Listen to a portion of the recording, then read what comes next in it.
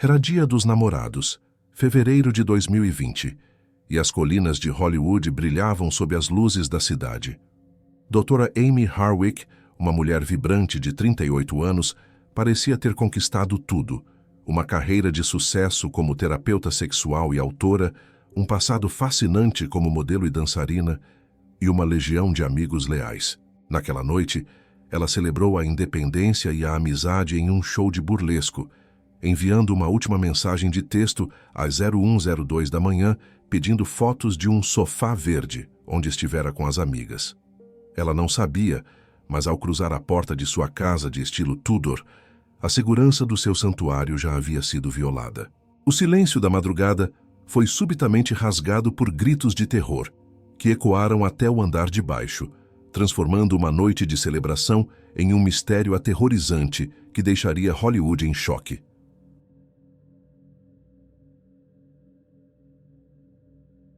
Michael Herman vivia no andar térreo de uma casa de estilo Tudor, localizada em Hollywood Hills, onde trabalhava longas horas em turnos irregulares e viajava com frequência. Na madrugada de 15 de fevereiro de 2020, ele acordou sobressaltado, com gritos agudos e os sons de uma luta violenta vindos do quarto de Amy Harwick, situado no andar de cima. Michael lembrou ter ouvido o que parecia ser o som de um prato quebrando às 21h da noite anterior, mas na ocasião acreditou que Amy ou seu gato tivessem apenas causado um pequeno acidente doméstico.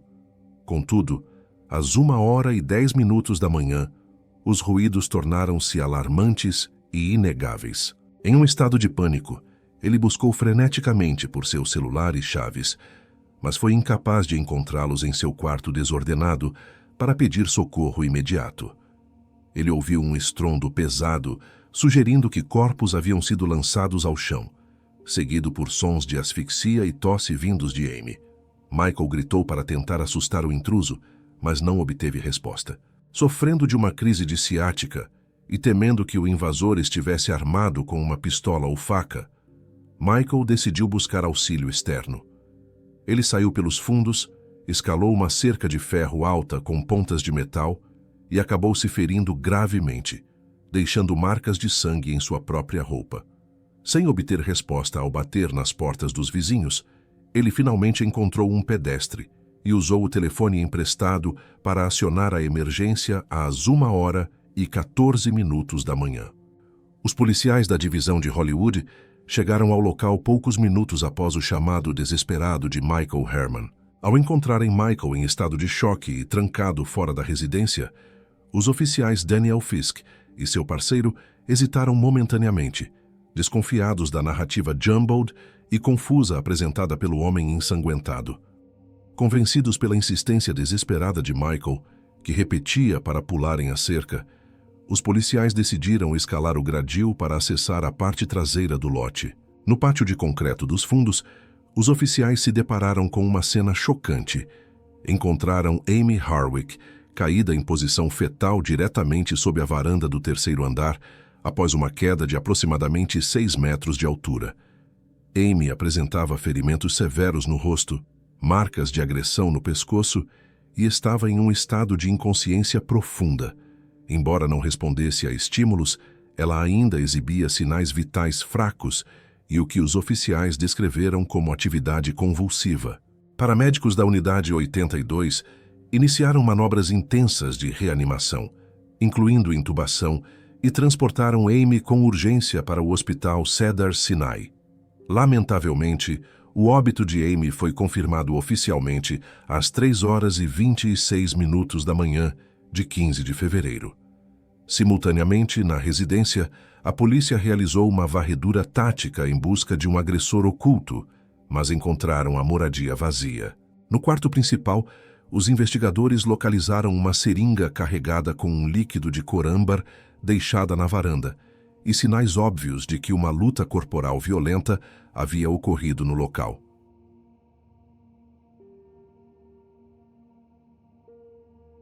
Amy Nicole Harwick nasceu na Pensilvânia em 20 de maio de 1981 e foi adotada por Penny e Tom Harwick quando tinha 11 meses de idade. Ela cresceu ao lado de seu irmão, Christopher, cultivando desde cedo um interesse vibrante por música pesada e concertos de rock. Na juventude, Amy adotou um estilo de vida alternativo e uma estética gótica, sendo frequentemente comparada a uma Wednesday Addams adulta com seu guarda-roupa inspirado no estilo vintage. Em 2001, aos 20 anos, mudou-se para a Califórnia para buscar sua identidade e educação, financiando sua formação acadêmica por meio de diversos empregos, como modelo sob o nome Amy Nicole, além de trabalhar como dançarina de fogo e clown em festas de Hollywood. Amy destacou-se academicamente, obtendo um bacharelado pela Cal Poly Pomona e um mestrado pela Pepperdine University antes de concluir seu doutorado em sexualidade humana. Como terapeuta licenciada em casamento e família, ela estabeleceu uma clínica de sucesso e publicou a respeitada obra A Nova Bíblia do Sexo para Mulheres. Ela dedicou seu trabalho profissional ao suporte de grupos vulneráveis, incluindo profissionais da indústria adulta e mulheres sobreviventes de perseguição doméstica e relacionamentos tóxicos.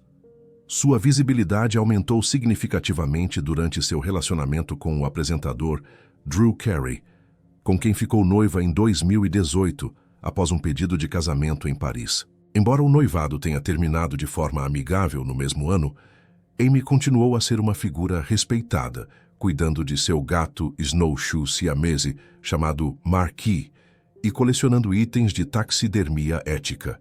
Amy era extremamente prevenida, mantendo câmeras de segurança e compartilhando sua localização com amigos, por valorizar sua integridade física acima de tudo. Após a remoção de Amy Harwick para o hospital, os detetives Scott Masterson e Luiz Carranza iniciaram uma análise minuciosa da residência às 5 horas da manhã de 15 de fevereiro de 2020. Ao entrarem no quarto principal, localizado no 3º andar, encontraram sinais inequívocos de uma luta violenta e prolongada. A cama estava desarrumada, com os lençóis amassados de forma a sugerir que alguém poderia ter se escondido sob as cobertas antes do ataque. Pertences como bolsas e livros estavam espalhados pelo chão, e uma jaqueta preta pertencente a Amy foi encontrada do avesso na sala de televisão adjacente. Um detalhe crucial para a reconstrução do crime foi a descoberta de uma trilha de contas negras de um colar de crucifixo quebrado, que começava na sala de televisão, passava pelo banheiro e terminava na varanda. Apenas o fio de arame e um amuleto do colar foram deixados para trás no pátio de concreto onde a vítima caiu. No jardim dos fundos, os investigadores notaram uma estátua de uma divindade que estava com um dos braços quebrados, indicando uma possível rota de fuga ou entrada. Na varanda externa, localizaram uma seringa de tamanho médio carregada com um líquido de cor âmbar, que inicialmente gerou a suspeita de uma overdose de heroína. No andar térreo, os detetives identificaram o ponto de entrada em um par de portas francesas, com vidros quebrados e manchas de sangue, sugerindo que o invasor se cortou ao destravar a entrada por dentro. Michael Herman foi levado para interrogatório formal na delegacia de Hollywood. Suas roupas manchadas de sangue e o fato de não possuir as chaves da casa no momento em que a polícia chegou levantaram suspeitas iniciais. Contudo, Michael explicou que o sangue viera de ferimentos sofridos ao escalar a cerca para buscar ajuda. Sua versão foi corroborada por imagens de câmeras de segurança de um vizinho, que registraram Michael batendo desesperadamente em portas às 1h11 da manhã, comprovando sua tentativa de salvar a colega. A trajetória da investigação mudou radicalmente quando Robert Koshland, amigo íntimo de Amy por 8 anos, compareceu à delegacia para prestar depoimento. Robert apontou imediatamente para Gareth Percy House como o provável agressor. Ele revelou aos detetives que Amy e Gareth tiveram um relacionamento amoroso iniciado em 2009, mas que terminou de forma definitiva em 2011 devido a episódios de violência extrema. Durante o namoro, Amy documentou incidentes em que Gareth a estrangulou, sufocou e bateu sua cabeça contra o chão, resultando em vasos sanguíneos rompidos e sérios hematomas. Gareth descrito como um especialista em informática e aspirante a comediante, recusava-se a aceitar o término, agindo de forma controladora e manipuladora.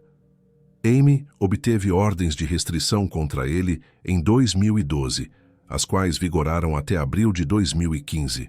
Robert explicou que Amy vivia com um pavor latente de que Garrett retornasse, suspeitando que ele teria invadido sua casa anteriormente para roubar álbuns de fotos e apagar dados de seu computador para tentar apagar sua vida pessoal.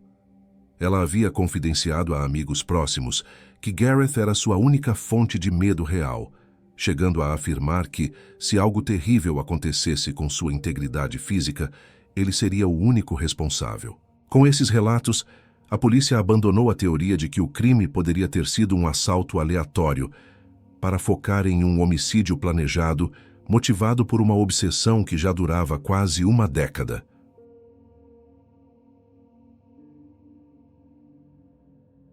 O gatilho que reativou a obsessão perigosa de Garrett Pursehouse ocorreu na noite de 16 de janeiro de 2020, durante o evento XB's Awards, no centro de Los Angeles. Cameron estava presente para participar de um painel sobre saúde mental, e enquanto aguardava na fila do tapete vermelho com seu colega Hernando Chaves, foi surpreendida por Garrett, que trabalhava na cerimônia como fotógrafo. Testemunhas e amigos relataram que Garrett agiu de forma desregulada, gritando insultos, chamando Amy de hipócrita e afirmando que ela havia arruinado sua vida 9 anos antes. Em uma tentativa de neutralizar a agressividade dele, Amy conversou com Garrett por cerca de 45 minutos em um banco isolado, utilizando suas habilidades profissionais para tentar acalmá-lo.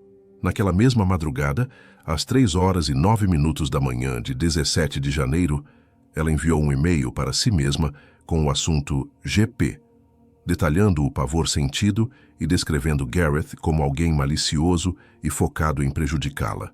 Dias após esse encontro acidental, Garrett descobriu o novo número de telefone de Amy, através de pesquisas na internet, e iniciou uma perseguição digital intensa. Ele enviou mensagens constantes e deixou mensagens de voz emocionalmente instáveis, suplicando por outra chance. Amy respondeu com firmeza, estabelecendo limites claros e solicitando espaço para seguir sua vida, mas acabou bloqueando o número dele quando as tentativas de contato não cessaram. Ela estava aterrorizada com a possibilidade de Garrett reativar seu comportamento de perseguição e compartilhou sua localização com Robert, prevendo que o encontro na premiação havia colocado sua segurança em risco imediato. Garrett Pursehouse foi localizado e detido pelo Departamento de Polícia de Los Angeles às 16h30 de 15 de fevereiro de 2020, durante uma abordagem de trânsito ocorrida nas proximidades de sua residência. A prisão foi efetuada cerca de 15 horas após o chamado inicial de emergência, feito pelo colega de quarto de Amy. No momento da detenção, Garrett estava em seu carro acompanhado por uma mulher chamada Angeline, com quem pretendia celebrar o Dia dos Namorados com atraso, e que o estava ajudando a organizar ferramentas em sua casa naquele dia. Ao ser processado na prisão e submetido a uma inspeção física obrigatória, os oficiais encontraram diversos indícios de uma luta física recente em seu corpo. Garrett apresentava um olho roxo acentuado, hematomas na face e cortes nos joelhos. Ele tentou justificar as lesões aos investigadores, alegando inicialmente que se cortara ao se barbear, e, em um momento posterior, afirmou que os ferimentos eram resultado de reformas domésticas que realizava em sua propriedade. Além disso, os oficiais notaram o que parecia ser uma marca de mordida em seu bíceps, sugerindo que a vítima havia lutado desesperadamente para se defender. O comportamento de Garrett durante a custódia inicial foi descrito como despreocupado e até mesmo jocoso. Em ligações telefônicas realizadas de dentro da prisão e gravadas pelas autoridades, ele foi ouvido rindo com amigos e brincando sobre ser oficialmente um bad boy. Inicialmente, sua fiança foi estabelecida no valor de $2 milhões. Ele foi libertado temporariamente às 22h25 de 18 de fevereiro, após o pagamento do valor através de um fiador, o que causou pânico e indignação imediata entre os amigos e familiares de Amy. A situação mudou drasticamente quando Dave Navarro, ex-namorado de Amy, alertou a polícia sobre a periculosidade do suspeito e sobre boatos de que ele pretendia fugir ou atacar outras pessoas. Gareth foi localizado perto de um aeroporto, o que configurava uma violação direta das condições de sua liberação. Ele foi preso novamente em 19 de fevereiro e mantido sob custódia definitiva, sem direito à fiança, acusado de homicídio em primeiro grau com as circunstâncias especiais de invasão residencial e emboscada premeditada. A investigação avançada, baseada em tecnologia de vigilância, foi crucial para reconstruir os passos do agressor na noite do crime. Os detetives obtiveram filmagens de uma casa vizinha amarela que possuía cães e sistemas de monitoramento voltados para a propriedade de Amy. Às 20h52 da noite de 14 de fevereiro, um homem vestido de preto foi visto entrando no terreno através de um lote vazio coberto de vegetação nos fundos. O vídeo registrou o momento em que o indivíduo usou uma mão enluvada para cobrir a lente da câmera por 30 segundos, manipulando o dispositivo para que parasse de gravar o movimento. Às 20h53, ele repetiu o procedimento em uma segunda câmera. Essas ações evidenciaram que o assassino permaneceu em tocaia, dentro da residência, por aproximadamente 4 horas antes do retorno da vítima. A cronologia do crime aponta que o invasor entrou pelas portas francesas do andar térreo e subiu para o quarto principal de Amy. O detetive Masterson relatou acreditar que o agressor chegou a deitar-se na cama de Amy enquanto aguardava por sua chegada. À 1h da manhã, Amy estacionou seu carro na garagem e às 1h02 enviou sua última mensagem de texto pedindo fotos de um sofá verde para suas amigas. Pouco tempo depois, ela subiu para o quarto e foi surpreendida pelo invasor. O sistema Nest de segurança residencial registrou movimento no interior da casa às 1h11 da manhã, coincidindo exatamente com o momento em que Michael Herman ouviu os gritos e saiu para buscar ajuda. As câmeras dos vizinhos capturaram o mesmo homem, visto anteriormente pulando a cerca dos fundos, para fugir às 1h11 da manhã. Ele carregava uma bolsa e vestia shorts pretos com uma listra branca lateral, coincidindo com o início dos latidos dos cães da vizinhança e o momento de pânico do colega de quarto. As evidências biológicas coletadas na cena do crime forneceram provas científicas irrefutáveis contra o acusado. Durante a perícia detalhada nas portas francesas do andar térreo, que foram identificadas como o ponto de entrada forçada, os detetives coletaram manchas de sangue deixadas pelo invasor ao quebrar o vidro. Os testes de DNA revelaram que havia apenas uma chance, em um setilhão, de que o sangue pertencesse a outra pessoa que não Gareth Percyhouse. Além disso, a perícia realizada nas unhas de Amy detectou vestígios de DNA de Gareth, com uma contribuição de 14% sob as unhas da mão esquerda e 6% sob as unhas da mão direita, comprovando cientificamente que ela lutou fisicamente para se defender do ataque fatal. A busca realizada na residência de Gareth em 18 de fevereiro resultou na apreensão de itens fundamentais para o encerramento do caso. Os policiais localizaram um par de tênis pretos e brancos e shorts pretos, com uma listra branca e cordão branco, vestimentas que eram idênticas às capturadas pelas câmeras de vigilância dos vizinhos. Também foram encontradas luvas de trabalho da marca Husky, cujas palmas pretas combinavam perfeitamente com a mão vista, manipulando as câmeras de segurança. Em uma prateleira da cozinha, os detetives descobriram uma seringa da marca XL que era idêntica àquela encontrada na varanda de Amy. As investigações sobre a morte de Amy Harwick revelaram detalhes técnicos perturbadores quando os resultados das análises sobre a seringa encontrada na varanda do terceiro andar foram finalmente entregues. Inicialmente, os policiais que estiveram no local do crime acreditaram que o líquido amarelado dentro do objeto poderia ser heroína, baseando-se apenas na aparência da substância e na frequência desse tipo de droga em casos na região de Hollywood. No entanto, após exames detalhados realizados pelo laboratório do FBI, foi descoberto que o conteúdo era, na verdade, nicotina líquida. A substância estava em uma concentração altíssima, de 86,9%, uma pureza que a torna um veneno extremamente perigoso e mortal caso seja injetada no corpo humano. Especialistas explicaram que uma dose com essa potência poderia causar a morte de uma pessoa em poucos minutos, agindo de forma muito mais agressiva do que quando a nicotina é consumida por meio do cigarro ou de adesivos comuns. Essa informação foi essencial para os promotores do caso, pois demonstrava uma intenção clara do agressor de matar ou deixar a vítima sem chances de defesa, usando um método que não seria facilmente notado em testes de rotina, a menos que os médicos procurassem especificamente por esse veneno. O laudo oficial da autópsia, realizado pelo médico legista de Los Angeles em 18 de fevereiro de 2020, detalhou a gravidade da violência sofrida por Amy Harwick e forneceu as bases científicas para a acusação de homicídio.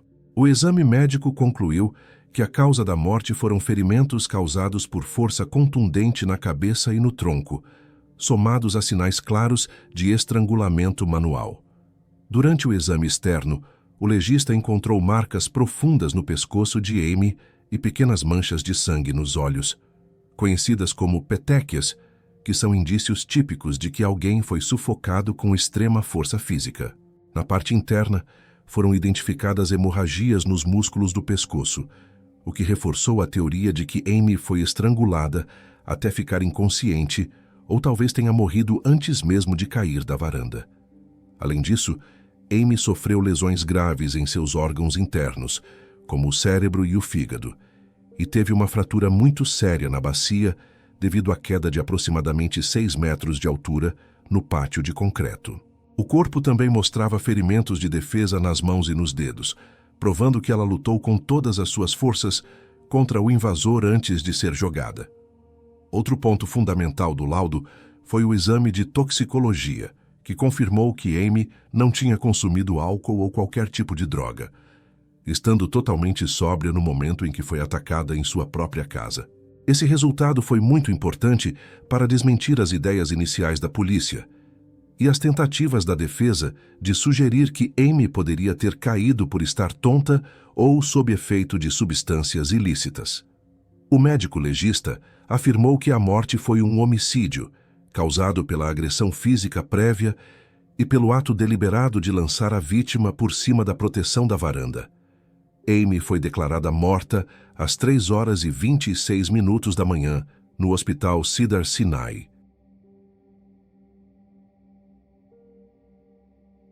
O julgamento de Gareth Pursehouse começou em agosto de 2023 e trouxe um embate direto entre duas versões muito diferentes sobre o que aconteceu naquela madrugada. Os advogados de defesa, Evan Franell e Robin Bernstein, não negaram que Gareth esteve na residência de Amy, mas alegaram que ele estava em um estado de profunda depressão e que sua única intenção era conversar para resolver pendências do passado. A defesa afirmou que a seringa com nicotina líquida não seria usada contra Amy, mas que Gareth a levou para tirar a própria vida na frente dela, como uma forma de demonstrar seu sofrimento emocional. Sobre a queda da varanda, os advogados sugeriram que Amy, por pânico, tentou descer do prédio por conta própria e acabou escorregando acidentalmente. Eles mostraram até uma foto antiga dela em cima de uma mureta para tentar convencer o júri de que ela não tinha medo de alturas e poderia ter tentado a fuga arriscada. Por outro lado, a promotoria, representada por Victor Ávila e Caterine Mariano, apresentou provas de um crime planejado nos mínimos detalhes e executado com frieza. Eles destacaram que Gareth usou roupas pretas e luvas de marca Husky para não deixar rastros, que ele quebrou propositalmente as câmeras de segurança para não ser identificado e que esperou escondido por 4 horas no quarto de Amy antes de ela chegar em casa. Michael Herman testemunhou no tribunal que ouviu um barulho de vidro às 21 horas e, mais tarde, escutou os gritos de Amy que pararam subitamente depois de um forte barulho de impacto no pátio. A acusação também leu um e-mail escrito pela própria Amy às 3h09 da manhã de 17 de janeiro, onde ela relatava o pavor que sentia da obsessão de longa data de Gareth, o que funcionou como uma prova póstuma muito forte de que ele era uma ameaça real. O argumento principal dos promotores foi a circunstância especial de Tocaia, afirmando que Gareth preparou uma armadilha mortal para garantir que Amy não tivesse como escapar. Em 29 de setembro de 2023, o júri chegou a uma decisão final, após 2 dias de discussões intensas sobre as montanhas de provas apresentadas. Gareth Pursehouse foi considerado culpado de homicídio em primeiro grau, com a confirmação judicial de que ele agiu de tocaia e invadiu a casa da vítima com intenção criminosa. No final do processo, em dezembro de 2023, ele recebeu a sentença de prisão perpétua, sem qualquer chance de sair em liberdade condicional, garantindo que seria responsabilizado pelo resto da vida. Embora a condenação tenha trazido um sentimento de alívio para a família de Amy, o caso motivou uma luta persistente para que as leis de proteção contra perseguidores fossem mudadas na sociedade. Uma campanha intitulada Justiça para Amy buscou reformar as leis de violência doméstica na Califórnia, pedindo que as ordens de proteção não tivessem mais uma data de validade em casos de perseguição grave.